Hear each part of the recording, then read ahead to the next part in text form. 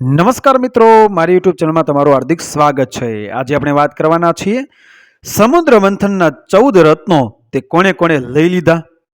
વૈશાખ માસની શુક્લ પક્ષની એકાદશી એટલે મોહિની એકાદશીના નામથી ઓળખવામાં આવે છે. આ દિવસે ભગવાન વિષ્ણુએ સમુદ્ર મંથનના અંતે નીકળેલા એ અમૃતને દૈત્યોના હાથમાંથી બચાવવા માટે મોહિનીનો પરિવેશ ધારણ કર્યો હતો. સમુદ્ર મંથન એ ફક્ત દેવ અને દાનવોની કથા સુધી સીમિત નથી, બલકે આ કથા ભગવાન વિષ્ણુના કૂર્મ અવતારની પણ કથા છે. ભાગવતમાં અને સ્કંદ પુરાણમાં ભગવાન વિષ્ણુના આ કૂર્મ અવતાર વિશે વર્ણન કરવામાં આવ્યું છે. દેવ અને દાનવો વચ્ચે યુદ્ધ થયા પછી એ સ્વર્ગના રત્નો વિલીન થઈ જાય છે.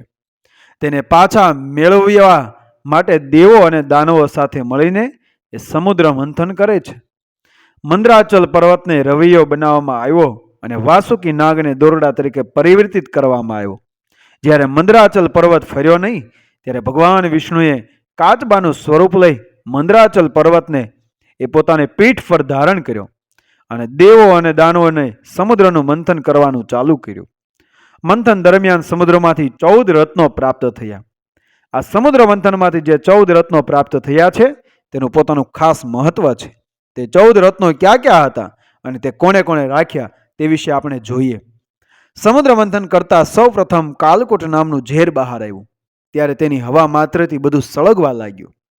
આ વિષની અસર ત્રણેય લોક પર થવા લાગી હતી. ત્યારે ત્રણેય લોકના જીવો ત્રાહિમામ પોકારી ઉઠ્યા હતા. ત્યારે સંસારની વ્યથા દૂર કરવા માટે કાળકૂટ વિષને મહાકાળ ભગવાન શિવે પી લઈ પોતાના કંઠમાં ધારણ કર્યું. કાળકૂટ વિષને કંઠમાં ધારણ કરવાથી ભગવાન શિવનો વર્ણ નીલો પડી જતા તેમને નીલકંઠ તરીકે ઓળખવામાં આવ્યા. બીજું રત્ન ઐરાવત હાથી નીકળ્યો. તેને દેવરાજ ઇન્દ્રએ રાખ્યો હતો. આ હાથીનો 7 સૂંઢ હતી. તે ઐરાવત હાથીની ખાસિયત હતી કે તે આકાશમાં ઉડી શકતો હતો, પાણીમાં તરી શકતો હતો અને પાતાળ સુધીનો રસ્તો શોધી શકતો હતો. આ હાથીમાં સહસ્ત્ર હજાર હાથીઓનું બળ હતું. તે ઐરાવતની મદદથી દેવરાજ ઇન્દ્ર દશે દિશાનું રક્ષણ કરતા હતા તેવું પુરાણોમાં જણાવેલ છે. ત્રીજું રત્ન કામધેનુ ગાય નીકળી જે ઈચ્છા પ્રમાણે દૂધ આપી શકતી હતી. તે ઋષિઓએ લઈ લીધી. આ ગાય ઋષિ જમદગ્નિને ત્યાં રહેતી હતી. એક દિવસ આ કામધેનુને ગાયને સહસ્ત્રાર્જુન બળજબરીથી લઈ જવા હેતુથી એ સહસ્ત્રાર્જુને ઋષિ જમદાગ્નિની હત્યા કરી. ત્યારે તેમના પુત્ર જામદગ્નિએ પરશુરામજીએ સહસ્ત્રાર્જુન સાથે યુદ્ધ કરીને એ કામધેનુની રક્ષા કરી. ચોથું રત્ન ઉચ્ચે શ્રવા ઘોડો નીકળ્યો જે દૈત્યોએ રાખ્યો હતો, પરંતુ દેવદાનવોના એક યુદ્ધ દરમિયાન દેવોએ આ ઘોડો જીતી લીધો. ત્યારબાદ તે દેવોની સંપત્તિ બની ગયો હતો. સાગર મંથનમાં 5મું રત્ન તે કૌસ્તુભ મણિ નીકળ્યો જેને ભગવાન વિષ્ણુએ ધારણ કર્યો. છઠ્ઠું રત્ન તે કલ્પવૃક્ષ નીકળ્યું જેને દેવરાજ ઇન્દ્ર લઈ ગયા અને સ્વર્ગના ઉપવનમાં તેનું રોપણ કર્યું.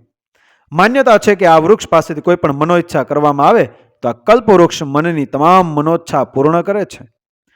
આ વૃક્ષને અમરત્વ પ્રાપ્ત થયેલું હોવાથી કલ્પનો અંત થાય પણ આ વૃક્ષની આયુનો નાશ થતો નથી. 7મું રત્ન રંભા નામની અપ્સરા નીકળી જે નૃત્ય કલા અને સંગીત કલામાં કુશળ હોય. તેને સ્વર્ગના દેવોના મનોરંજન અર્થે એ સ્વર્ગની નૃત્યાંગના તરીકે રાખી લેવામાં આવી. સાગર મંથનના 8મા રત્ન તરીકે લક્ષ્મીજી મળ્યા, જેમણે સમુદ્રમાંથી બહાર નીકળતા જ દેવો અને દાનવોમાંથી ભગવાન વિષ્ણુને પતિ તરીકે પસંદ કર્યા. લક્ષ્મીજીને હિન્દુ ધર્મમાં ધન વૈભવની મહાશક્તિ અને દેવી તરીકે માનવામાં આવ્યા છે. 9મું રત્ન વારુણી દેવી નીકળ્યા જેને દૈત્યોએ આસુરી અપ્સરા તરીકે દૈત્ય સમાજમાં સ્થાન આપ્યું. આ વારુણી દેવીને મદિરા તરીકે ઓળખવામાં આવે છે. મદિરાના ઘણા પ્રકાર હોય છે. દેવો જે સોમરસ પીતા હતા તે સોમરસ પણ એક પ્રકારની મદિરાનો જ પ્રકાર છે. સાગર મંથનનું એ 10મું રત્ન છે ચંદ્રમા છે. આ પ્રમાણે જોતા લક્ષ્મીજી, શંખ અને ચંદ્રમા ત્રણેય ભાઈ બહેન થયા. વેદોમાં જણાવેલું છે કે ચંદ્ર એ બુધ અને તારાનો પુત્ર હતો, પરંતુ કોઈ શાપવશ ચંદ્રએ સાગર મંથન દ્વારા પુનઃજન્મ લીધો. દેવોએ તેને વનસ્પતિના પોષણ માટે રાત્રિના પ્રકાશમાન થવાનો આદેશ આપ્યો. તેથી ચંદ્રમાં કાળા મૃગશીર્ષ જોડેલા રથને લઈને રોજ રાત્રે નીકળે છે. ચંદ્રમાએ દક્ષની 27 કન્યા જે નક્ષત્ર રૂપે રહેલ છે તેની સાથે લગ્ન કર્યા. તેમાં રોહિણી તેને પ્રિય હોવાથી બીજી પત્નીઓ દુઃખી થતી હતી. તેથી તેમણે પોતાના પિતા દક્ષને આ અન્યાય અંગે વાત કરી. ત્યારે ક્રોધિત થયેલા દક્ષે ચંદ્રમાને શ્રાપ આપ્યો કે તને ક્ષય રોગ થશે. ત્યારે ભગવાન શિવના શરણે ગયેલા ચંદ્રમાનો ક્ષય ભગવાન શિવે દૂર કર્યો અને પોતાની જટામાં પોતાના ભક્ત તરીકે સ્થાન આપ્યું છે. શિવ પુરાણમાં જણાવ્યું છે કે શિવજીએ ધારણ કરેલ એ કાલકૂટ વિષની અગ્નિની અસરને શાંત અને શીતળ કરવા માટે ચંદ્રમાને ભગવાન શિવે પોતાની જટામાં એ ધારણ કર્યો છે. સાગર મંથનનું 11મું રત્ન તે પારિજાત વૃક્ષ છે. આ વૃક્ષને પણ દેવરાજ ઇન્દ્રએ એ પોતાના ઉપવનમાં રાખ્યું હતું.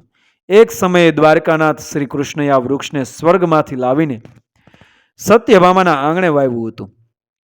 ત્યારથી આ વૃક્ષ પૃથ્વી પર એ શોભા વધારી રહ્યું છે. આથી એમ કહેવાય છે કે જેમ આ વૃક્ષને કારણે એ દેવરાજ ઇન્દ્રનો વૈભવ વધ્યો હતો તેમ આ વૃક્ષ ઉપરાંત જો આ વૃક્ષ ઘર આંગણે હોય તો તે ઘરની સુખ સમૃદ્ધિમાં વધારો થાય છે. તેથી આ વૃક્ષને પૃથ્વી પરનું કલ્પવૃક્ષ તરીકે ઓળખવામાં આવે છે. શુભ્ર શ્વેત વર્ણ અને કેસરી દાંડી ધરાવતો આ સુવાસિત પુષ્પ રાતના સમયે ખીલે છે. પારિજાતના ફૂલની ખાસિયત એ છે કે તે દરેક ભગવાનને ચઢાવવામાં આવે છે. સાગર મંથનનું 12મું રત્ન તે પંચરત્ન શંખ છે. આ શંખને ભગવાન વિષ્ણુએ રાખ્યો હતો. હિન્દુ ધર્મમાં શંખને પૂજનીય માનવામાં આવતો હોવાથી ધાર્મિક ઉત્સવો સમયે તેને વગાડવામાં આવે છે. દક્ષિણાવર્તી શંખ જો ઘરમાં રાખવામાં આવે તો તેથી સુખ અને વૈભવ પ્રાપ્ત થાય છે તેવું માનવામાં આવે છે. શંખ પણ સાગરમાંથી જન્મ્યો હોવાને કારણે તેનામાં પણ ખારાશ રહેલી છે. આપણા શાસ્ત્રો કહે છે કે ખારો સ્વભાવ એ ઈર્ષ્યાનું પ્રતીક છે.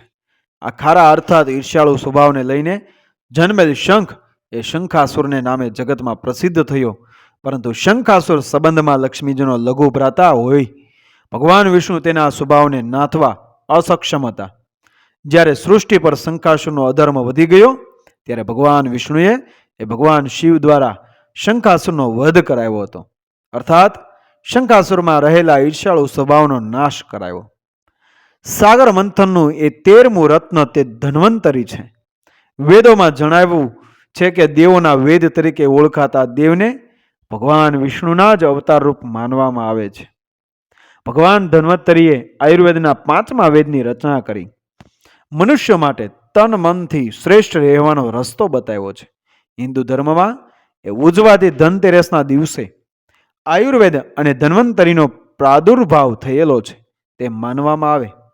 ધન્વંતરી જ્યારે પ્રગટ થયા ત્યારે તેમના હાથમાં અમૃતથી ભરેલો ધાતુનો કળશ અને વનસ્પતિ હતી. આ અમૃતને માટે સમુદ્ર મંથન થયું હતું. એક માન્યતા અનુસાર જ્યાં જ્યાં દેવ ધન્વંતરી બિરાજતા હોય તે ઘરમાં ક્યારેય અન્ન ઓછું થતું નથી.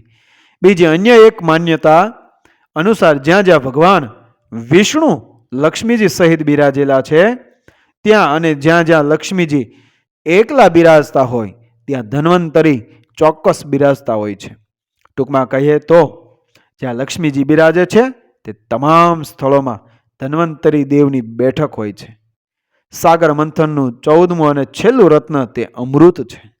આ અમૃત કળશ એ ધન્વંતરીના હાથમાં લઈ સમુદ્રમાંથી બહાર પધાર્યા ત્યારે દૈત્યો તેમના હાથમાંથી આ કળશ લઈને ભાગી જાય છે. તે વખતે ભગવાન વિષ્ણુ મોહિની સ્વરૂપ લઈ એ દાનવોને ભૂલાવામાં નાખી તેમની પાસેથી અમૃત લઈ દેવોને પીવડાવી દે છે. પરંતુ રાહુ અને કેતુ નામના 2 અસુરોને આ વાતની ખબર પડી જતા તેઓ દેવનું સ્વરૂપ લઈને સૂર્ય અને ચંદ્રની વચ્ચે બેસી જાય છે અને અમૃતમાંથી ભાગ લઈ એ ગળામાં ઉતારે છે. ત્યાં જ સૂર્ય અને ચંદ્ર ભગવાન વિષ્ણુને ફરિયાદ કરી દે છે. તેથી ભગવાન વિષ્ણુએ બંને દાનવોના મસ્તકને ચક વડે તેમના ધડથી અલગ કરી નાખ્યા. પરંતુ રાહુ અને કેતુના મોંમાં અમૃત હોવાને કારણે તેમનો નાશ નથી થતો. પરંતુ આ બનાવ સૂર્યચંદ્રની ફરિયાદને કારણે બનેલો હોય. રાહુ કેતુને હંમેશ માટે સૂર્યચંદ્ર સાથે વેર બંધાઈ ગયું તેવી કથા પુરાણોમાં આલેખવામાં આવી છે. મિત્રો, વિડીયો પસંદ આવ્યો મારી ચેનલને સબસ્ક્રાઇબ કરો, ફોલો કરો, શેર કરો. મળીએ આવી જ ઘટના અને પ્રેરણાદાયક વાર્તાઓ સાથે આગળના વિડીયોમાં. બન્યા રહો મારી ચેનલ સાથે. જય શ્રી કૃષ્ણ. રાધે રાધે.